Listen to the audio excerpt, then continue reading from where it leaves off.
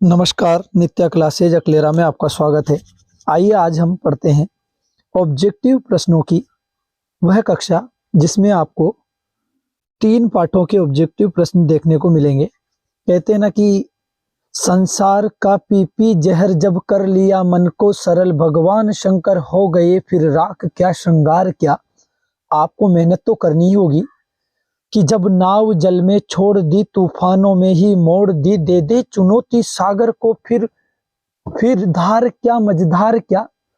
मेरे दोस्त, आपको जब तक जुनून पैदा नहीं होगा आपके अंदर तब तक आप आगे नहीं बढ़ सकते।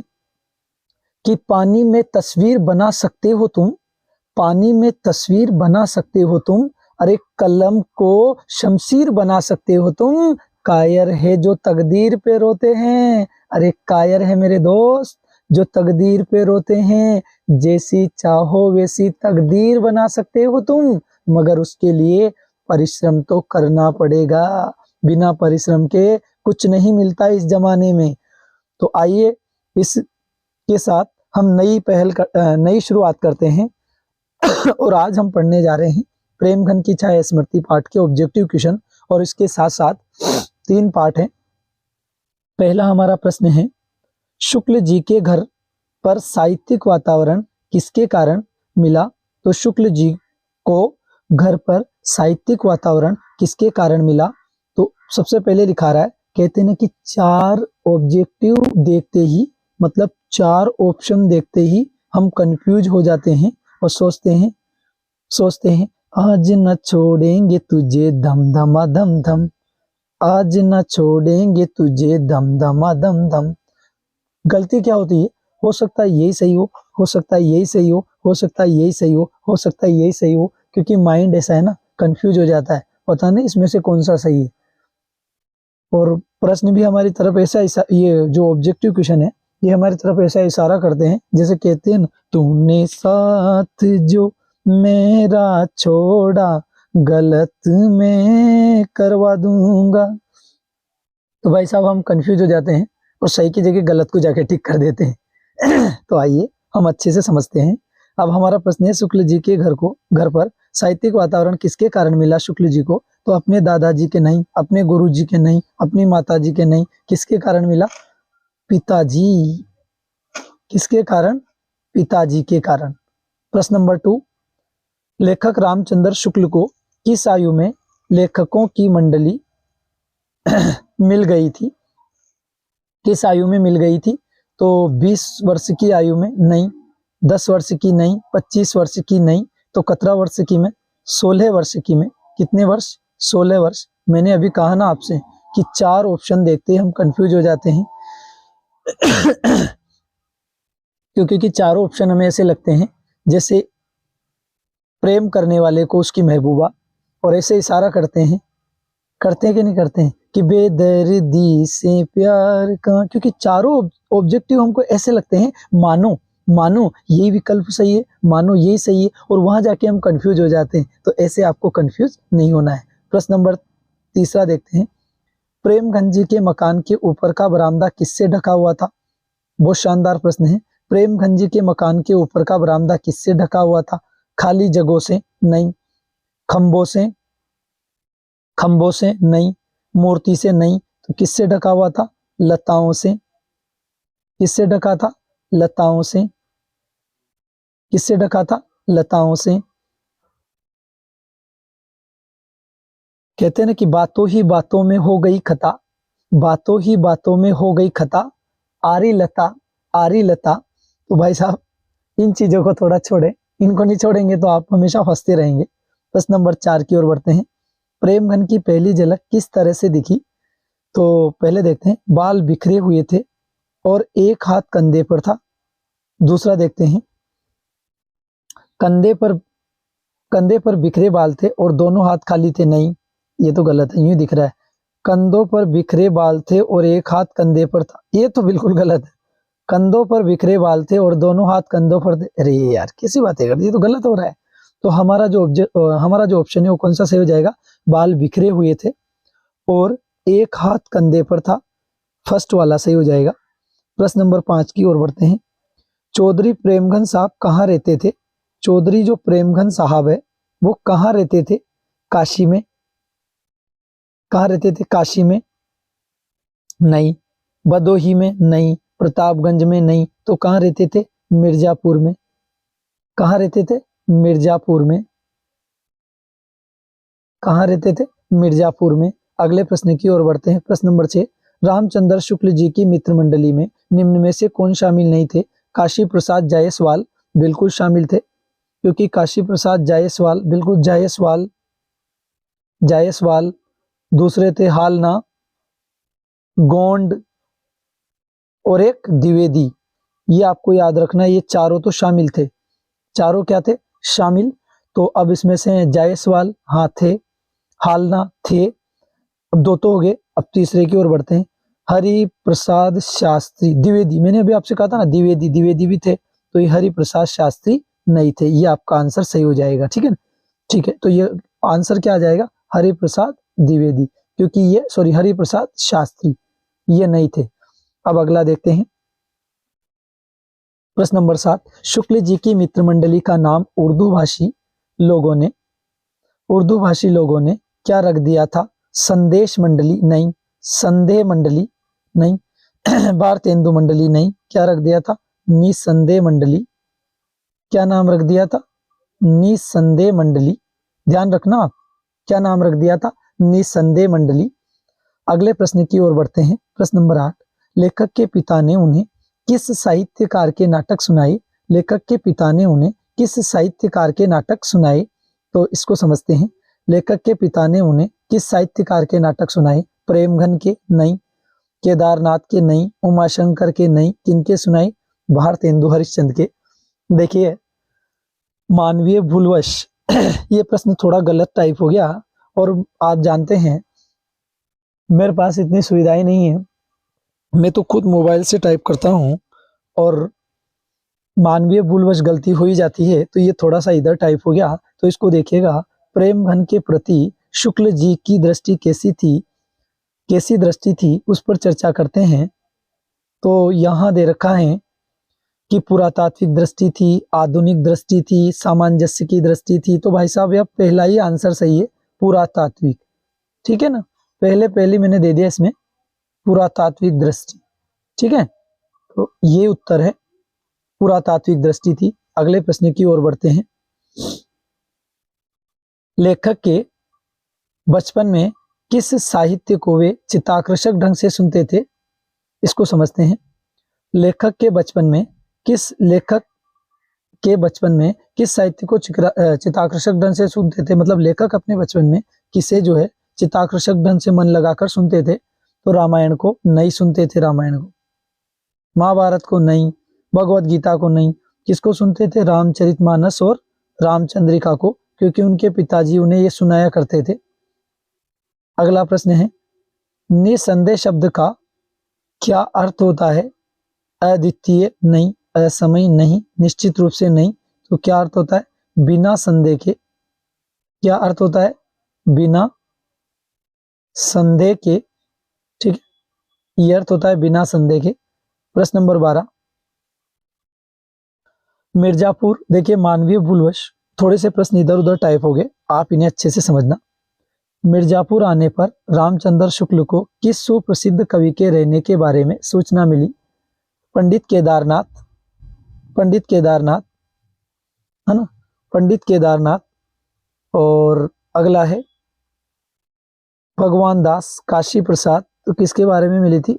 चौधरी बद्री नारायण। किसके बारे में? चौधरी बद्री नारायण। ये तो इसको डबल नहीं बोले, इसको ऐसे भी बोल सकते हैं, बद्री नारायण चौधरी। ये चौधरी को हटा देंगे, बद्री नारायण चौधरी, क्या बोलेंगे? बद्री नारायण चौधरी, बद्री नारायण चौधरी, ठीक है। अब अगला देखते हैं। प्रश्न नंबर 13, बालक बच गया निबंध का मूल प्रतिपाद्य क्या है? स्त्री शिक्षा नहीं, इसका मूल उद्देश्य था शिक्षा ग्रहण की सही उम्र, शिक्षा ग्रहण की सही उम्र, क्योंकि बच्चों को शिक्षा जबरदस्ती न दे, मन तो है खेल खेलने में, और आप बच्चों को जबरदस्ती पढ़ाओगे तो वो कभी नहीं पढ़ेंगे। कभी नहीं पढ़ेंगे भाई साहब, उस पर ध्यान ना दे। बच्चों को उनके मन के अनुसार शिक्षा दे। शिक्षा की अनुचित पद्धति से बालकों पर क्या प्रभाव पड़ता है? स्वास्थ्य की हानि। हाँ, ये भी सही बात है। आत्मविश्वास की कमी, बिल्कुल। शिक्षा के रचनात्मक स्वरूप के प्रति उदासीनता, बिल्कुल। उपरोक्त सभी, हाँ तो ये सही है। सारे प्रभाव पड़ते हैं तो उपरोक्त तो सभी सही हो जाएगा। प्रश्न नंबर 15 की ओर बढ़ते हैं। धर्म का मुख्य उद्देश्य क्या होता है? धर्म का जो मुख्य उद्देश्य होता है क्या होता है? व्यक्तिगत सुख प्रदान करना। पहला तो व्यक्तिगत सुख प्रदान करना। धर्म का मुख्य उद्देश्य क्या होता है? प्रश्न बहुत रोचक है। क्या होता है? तो व्यक्तिगत सुख प्रदान करना नहीं भाई साहब, गलत है। समाज को संस्कारों के रूप में बढ़ावा देना। समाज को संस्कारों के रूप में क्या देना? बढ़ावा। ये बिल्कुल करेक्ट आंसर है। बी वाला सही हो जाएगा। कौन सा सही हो जाएगा? बी सही हो जाएगा। और इसमें तीसरा, विभिन्न धर्मों को एक साथ, नहीं, ये भी नहीं। व्यक्तिगत समृद्धि है तो क्या हो जाएगा? समाज को संस्कारों के रूप में क्या देना? बढ़ावा देना। प्रश्न नंबर 16, बालक के मुख पर विलक्षण रंगों का परिवर्तन क्या सूचित कर रहा था? क्या सूचित कर रहा था? बालक के मुख पर विलक्षण रंगों का परिवर्तन क्या सूचित कर रहा था? तो बालक का व्यक्तिगत स्वभाव, बालक का व्यक्तिगत स्वभाव सूचित कर रहा था। बालक की खुशी सूचित कर रहा था। बालक का आत्मसंयम सूचित कर रहा था। तो यहाँ कर रहा था बालक की इच्छाओं की धाराएं जो है इसको सूचित कर रहा था। सी आंसर हो जाएगा। कौन सा हो जाएगा? सी। प्रश्न नंबर 17, बालक ने सीखा सिखाया कौन सा उत्तर दिया था? आपको तो अच्छी तरह से याद है। बालक ने सीखा सिखाया रटा रटाया कौन सा उत्तर दिया था? मैं यावत जीवन पढ़ाई करूंगा, नहीं। मैं यावत जीवन लोक सेवा करूंगा, बिल्कुल सही आंसर, ए आंसर हो जाएगा। मैं आजीवन जो है लोक सेवा करूंगा, लोगों की सेवा करूंगा, क्योंकि उसके पिता ने और उसके अध्यापकों ने उसे ये उत्तर रटा दिया था। अगले प्रश्न की ओर बढ़ते हैं। प्रश्न नंबर 18, लेखक ने किसके माध्यम से धर्म विषयक बखान या उपदेश करने वालों पर व्यंग्य किया है? तो किसके माध्यम से? साइकिल के पुर्जों, नहीं। कार के पुर्जों, इनमें से सभी, नहीं। तो किसके माध्यम से? घड़ी के पुर्जों। आंसर कौन सा सही हो जाएगा? बी वाला। अगला देखते हैं। क्वेश्चन नंबर 19, निम्नलिखित में वैज्ञानिक दृष्टिकोण का तत्व है। वैज्ञानिक दृष्टिकोण का तत्व कौन सा है? भय और कल्पना, नहीं है। पारंपरिक मान्यता और प्रथाओं पर अतार्किक विश्वास, नहीं है। उपरोक्त सभी, नहीं। तो कौन सा सही है? जिज्ञासा, अन्वेषण या खोज। तो इसका आंसर हो जाएगा सी वाला। कौन सा हो जाएगा? सी वाला। प्रश्न नंबर अगला देखते हैं। 20वां, हरगोविंद को हवेली पर किसने बुलाया था? अब ये यूनिटें चेंज हो रही है क्योंकि मैंने इसमें 3 यूनिटों के जो प्रश्न है वो देने का कार्य किया है। मैं एक साथ 3 यूनिटों को समझा रहा हूं। हरगोविंद को हवेली पर किसने बुलाया था? अब आप जानते हैं कि हरगोविंद को हवेली पर किसने बुलाया था। अब यहाँ लिखा रहा छोटी बहू ने, नहीं नहीं नहीं नहीं, छोटी बहू का तो कैसे कही? बड़े मालिक ने, नहीं। इनमें से कोई नहीं। किसने बुलाया था? बड़ी बहुरिया ने। सी आंसर हो जाएगा, बड़ी बहू ने। ठीक है। मोदी आइन बड़ी बहू को, मोदी आइन काकी बड़ी बहू को जली कटी क्यों सुना रही थी? मतलब उखड़ी उखड़ी सी बातें क्यों सुना रही थी? बड़ी बहू की उससे लड़ाई हुई थी? नहीं, इस कारण नहीं सुना रही थी भाई साहब। अगला देखते हैं। वो इसलिए सुना रही थी क्योंकि वो उससे जलती थी। नहीं नहीं नहीं नहीं, बिना किसी नहीं नहीं नहीं, अपना उधार वापस लेने के लिए। यही सही है। तो इसका आंसर हो जाएगा डी वाला, अपने उधार के पैसे वापस लेने के लिए। क्वेश्चन नंबर अगले चलते हैं। 22वां प्रश्न 22, संवदिया का अर्थ है, क्या अर्थ है? गायक नहीं, घुड़सवार नहीं, रक्षक नहीं। क्या अर्थ है? संदेशवाहक। संवदिया किसे कहते हैं? संदेशवाहक। संवदिया किसे कहते हैं? संदेशवाहक। प्रश्न नंबर 23, हरगोविंद को हवेली बुलाने पर आश्चर्य क्यों हुआ? हरगोविंद को हवेली पर बुलाने पर आश्चर्य क्यों हुआ? क्योंकि आज से पूर्व हवेली नहीं गया था। ये भी सही बात है, आज से पहले वो कभी हवेली नहीं गया था। हवेली देखने के लिए, नहीं नहीं नहीं नहीं, ये तो गलत बात है यार। ये नहीं नहीं नहीं, ये नहीं है, ये भी नहीं आनी चाहिए। बड़ी बहू से मिलने से, बड़ी बहू से मिलने गया था, नहीं।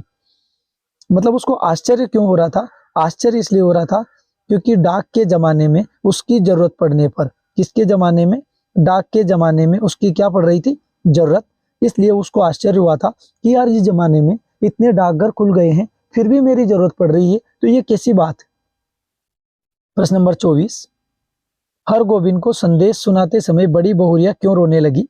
हर गोविंद को संदेश सुनाते समय बड़ी बहुरिया क्यों रोने लगी? दुखों के कारण, झगड़े के कारण, पैसों के कारण, उक्त सभी। अब आपको ऐसे याद है क्योंकि काय के कारण उसके ऊपर बहुत सारे दुख पड़ रहे थे, वो परेशान हो चुकी थी बेचारी। इसका सही आंसर हो जाएगा ए। प्रश्न नंबर 25, बड़ी हवेली की टूटी डयोडी के द्वारा लेखक ने किस ओर इशारा किया है? तो किसकी ओर किया है? पतनशील सामंती व्यवस्था, समाज का सांस्कृतिक पतन, समाज का वैचारिक पतन, आर्थिक पतन। तो भाई साहब सामंती व्यवस्था का पतन हो रहा है, तो पतन सामंती व्यवस्था। ठीक है, तो यहाँ आंसर हो जाएगा ए वाला। कौन सा हो जाएगा? ए वाला। प्रश्न नंबर 26, हवेली में किसके मृत्यु के बाद पारिवारिक झगड़ा आरंभ हो गया? किसकी मृत्यु के बाद? तो बड़ी बहुरिया के पति की मृत्यु, छोटे भाई की मृत्यु, बड़ी बहुरिया की मृत्यु, इनमें से कोई नहीं। तो सही आंसर हो जाएगा बड़ी बहुरिया के पति की मृत्यु के बाद, क्योंकि पति मरने के बाद जो है लोग जो है वो झगड़ा करना आरंभ कर देते हैं, क्योंकि वो सोचते हैं कि इनके तो कोई नहीं है, अब हम जैसा कहेंगे ऐसा इन्हें स्वीकार करना पड़ेगा। प्रश्न नंबर 27 सा देखते हैं, बहुरिया ने हर गोविंद को कितने रुपए दिए थे? 1000 नहीं, 500 नहीं, 100 नहीं, कितने दिए थे? 5 रुपए। अगला देखते हैं प्रश्न नंबर 28, कटिहार जंक्शन से हर गोविंद को किस रेलवे स्टेशन तक जाना था? कहां तक जाना था? भागलपुर तक। कहां तक जाना था? भागलपुर तक नहीं, बरौनी तक नहीं, समस्तीपुर तक नहीं, कहां तक जाना था? बीपुर तक। बीपुर तक। कहां तक जाना था? बीपुर तक। और ये आंसर हो जाएगा बी वाला। कौन सा हो जाएगा? बी वाला। प्रश्न नंबर 29 की ओर बढ़ते हैं, हर गोविंद ट्रेन को पकड़ने के लिए, किसको पकड़ने के लिए? ट्रेन को पकड़ने के लिए किस जंक्शन पर गया था? हर गोविंद किसको पकड़ने के लिए ट्रेन को किस जंक्शन पर गया था? तो इसको समझते हैं। मुगल सराय। कहाँ गया था? मुगल सराय जंक्शन पर गया था, या फिर बरौनी जंक्शन पर गया था? बरौनी जंक्शन पर गया था। मुगल सराय नहीं गया, बरौनी नहीं गया, बरौनी पे भी नहीं गया, सोनपुर पे गया था नहीं, तो किस पर गया था? कटिहार जंक्शन पर। किस जंक्शन पर? कटिहार जंक्शन पर गया था। तो इसका आंसर क्या हो जाएगा? सही आंसर सी।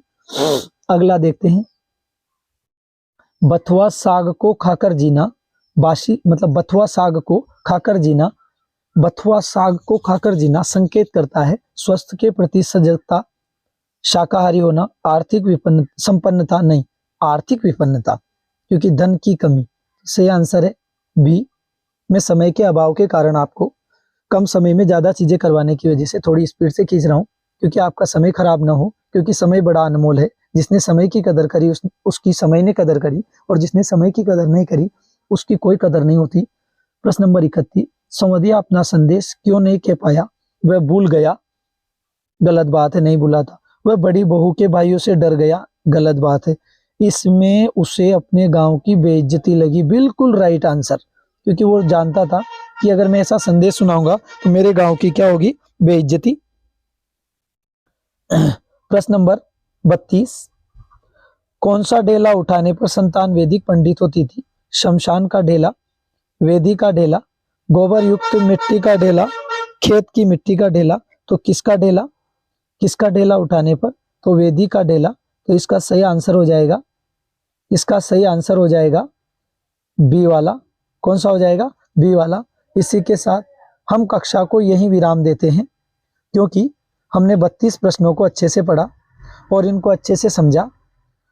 अब हम अन्य प्रश्नों को जो है अगली कक्षा में पढ़ेंगे, और मैं ये जो कोशिश कर रहा हूँ आप लोगों के लिए कर रहा हूँ। अब यहाँ लिखा रहा है कि कौन सा ढेला कौन सा ढेला उठाने पर संतान वैदिक पंडित होती थी, तो ये याद रखना, बहुत इंपॉर्टेंट क्वेश्चन है। कौन सा ढेला? काय का ढेला? वेदी का ढेला। अगर शमशान का उठाती थी तो घर समाप्त माना जाता था, कि ये पूरे घर को समाप्त कर डालेगी। खेत की मिट्टी का मतलब होता था कि पुत्र जमींदार होगा, और गोबर युक्त मिट्टी उठाने पर समझा जाता था कि पशुओं का धनी होगा। किसका धनी होगा? पशुओं का। तो इसी के साथ हम कक्षा को यहीं विराम देते हैं और मिलते हैं अगली कक्षा में। आप लोग, यदि आप लोगों को पढ़ते समय कक्षा अच्छी लगे तो ज़्यादा से ज़्यादा शेयर करें, और आप जानते ही मानवीय भूलवश गलतियां हो ही जाती है। मुझे इतनी ज़्यादा सुविधाएं मेरे पास है नहीं, तो टाइप करते वक्त इधर उधर अगर कोई प्रश्न हो गए हों तो आप लोग उन्हें ऐसे ना समझे। ठीक है, तो धन्यवाद, मिलते हैं अगली कक्षा में। और यदि आपको कक्षा अच्छी लगे तो ज़्यादा से ज़्यादा शेयर करें। इसी के साथ कक्षा को विराम देते हैं, मिलते हैं अगली कक्षा में।